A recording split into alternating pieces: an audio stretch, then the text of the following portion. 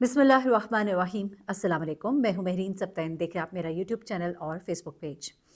नाज़रीन, कहते हैं कि ज़िंदगी में अगर कुछ फ़ैसले हम नहीं करते, छोड़ देते हैं उन्हें, आने वाले वक्त पर छोड़ देते हैं, तो कभी कभी उन फ़ैसलों का खमियाजा आपकी नस्लें भुगतती हैं, आपकी औलाद भुगतती है।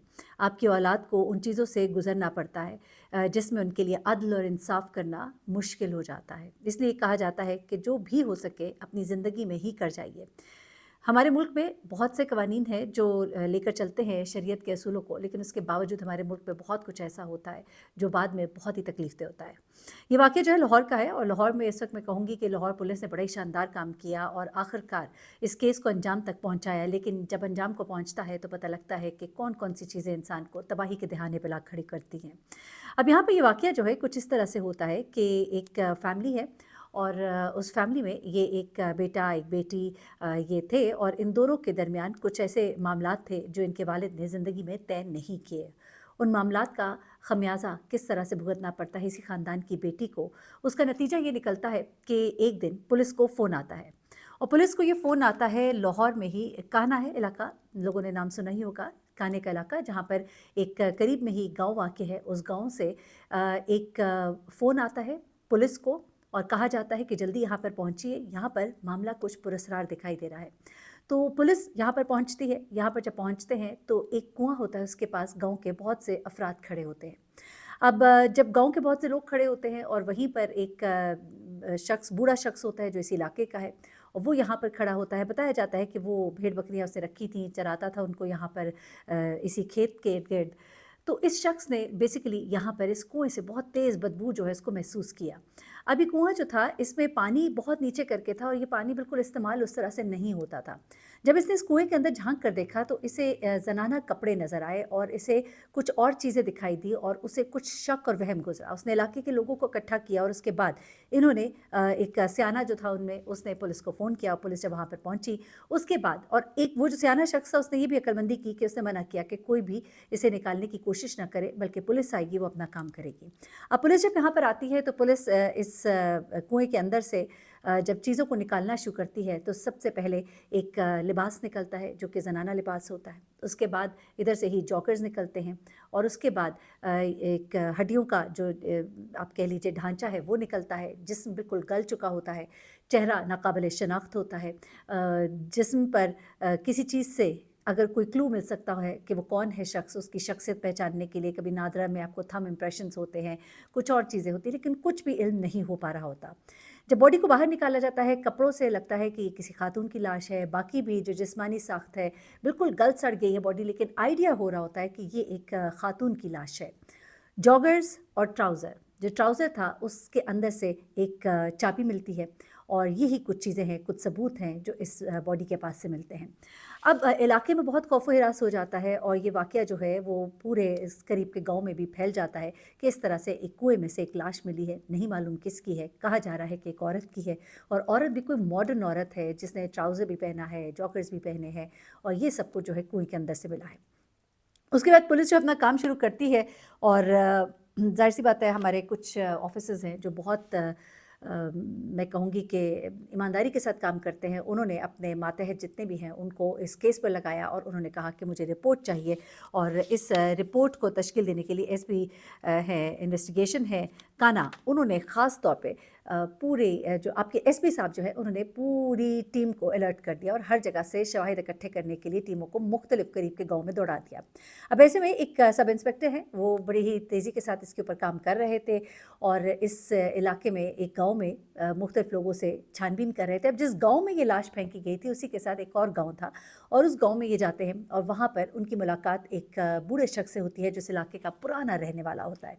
अब इनके ज़िम्मे यही था कि इन्होंने मुख्तलिफ इलाकों में जाकर पूछगछ करनी थी, पूछना था कि यहाँ पर कोई आपने ऐसा वाक़या तो नहीं देखा। तो ये जब वहाँ पर जाकर पूछगछ करते हैं तो पता लगता है कि यहाँ पर एक खातून भी है, क्योंकि इनसे पूछा कि कोई ऐसी खातून इस इलाके में जो कुछ अरसे से आपको नज़र ना आई हो। तो वो कहते हैं कि हाँ, एक खातून है हमारे इलाके की, और वो जो है अकेली रहती है क्योंकि वो तलाक याफ्ता है गालिबन, और वो जो है अभी कुछ अरसे से इस इलाके में नज़र नहीं आ रही। और चूँकि आपको पता है गाँव में लोगों को एक दूसरे का बड़ा पता होता है, दाएँ-बाएँ कौन आ रहा है, कौन जा रहा है, तो ऐसे में एक खातून का इस तरह से गायब होना जो कि अकेली रहती हो, तो लोगों की नज़रों में आ जाता है। उसके अलावा ये खातून जो है उसकी एक इन्फरादियत ये भी थी कि ये अपनी ट्रैवलिंग के लिए बाइक यूज़ करती थी, और उसके अलावा गाँव में रहते हुए भी ये ट्राउज़र और लॉन्ग शर्ट्स या कह लीजिए उसके ऊपर लंबी कमीज़ पहनना और नीचे ट्राउज़र पहनना, जॉगर्स पहनने, इस तरह की चीज़ें जो है वो करती थी। जब उसने ये चीज़ें उसको बताई तो सब इंस्पेक्टर जो है वो फ़ौरन ही अलर्ट हुए, उन्होंने फ़ौरन ही वहाँ पर जाकर अपने इलाके में रिपोर्ट किया,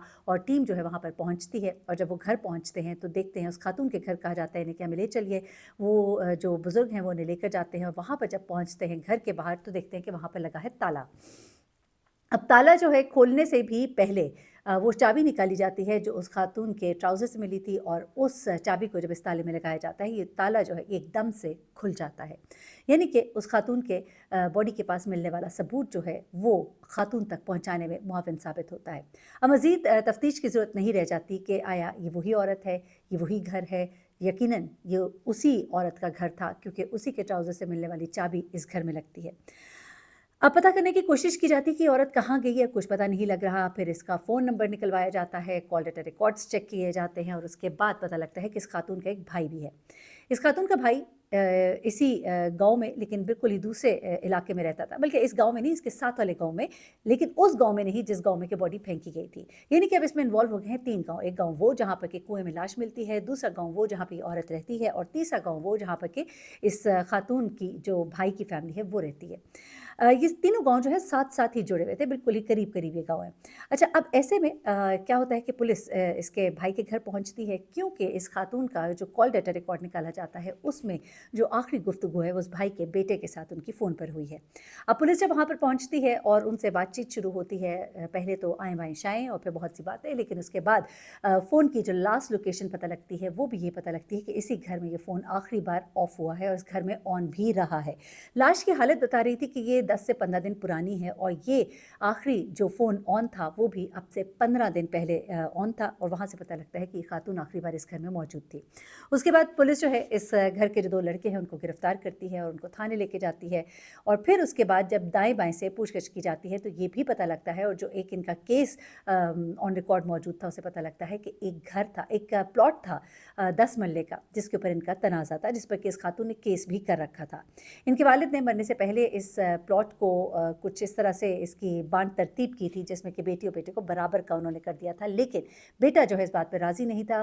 ग़ालिबन उसका ये कहना था कि मैं चूँकि 2 हिस्सों का मालिक हूँ, और वो ये चाहता था कि पूरा प्लॉट ही मेरे नाम पर कर दिया जाए। थोड़ी बहुत रकम देकर वो बहन को इस चीज़ से फ़ारिग करना चाहता था। बहन चूँकि उसकी तलाक हो चुकी थी वालिद की ज़िंदगी में, तो वो चाहते थे कि बहन को भी थोड़ा-सा कुछ अच्छा मिल जाए, और लेकिन ये बातें जो है एक सादे स्टैम्प पेपर के ऊपर हुई थी, एक ऐसा स्टैम्प पेपर जो कि ग़ालिबन उसकी, क्योंकि वैल्यू जो है स्टैम्प पेपर्स की डिफरेंट होती हैं, कुछ लीगैलिटीज़ होती हैं जिसके ऊपर अभी कानूनी मामला चल रहे थे, कुछ दस्तखत, कुछ अंगूठों के निशान और ये तमाम चीज़ें। और वालिद ने उस वक्त एतबार किया कि बेटा जो है इस तरह से नहीं करेगा, लेकिन बेटे ने फिर क्या किया कि बहन को पहले तो ये कहा कि प्लॉट पूरा मेरा होना चाहिए, और फिर 2/3 पे, और उसके बाद एक बड़ी ही नॉमिनल सी कीमत उसको देने पर राज़ी भी हुआ, जिसको लेने को वो राज़ी नहीं थी, क्योंकि वो अकेली रहती थी। वो चाहती थी कि उसके पास भी अपने गुज़र औक़ात के लिए मुनासिब पैसे हों, और इस बात पर वो राज़ी नहीं थी।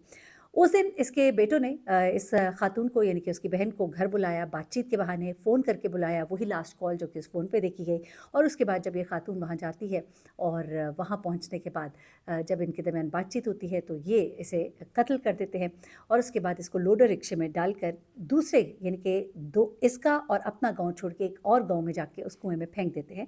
अच्छी तरह से ये मेक श्योर करते हैं कि कोई इनको देखे नहीं, रात गए जाते हैं।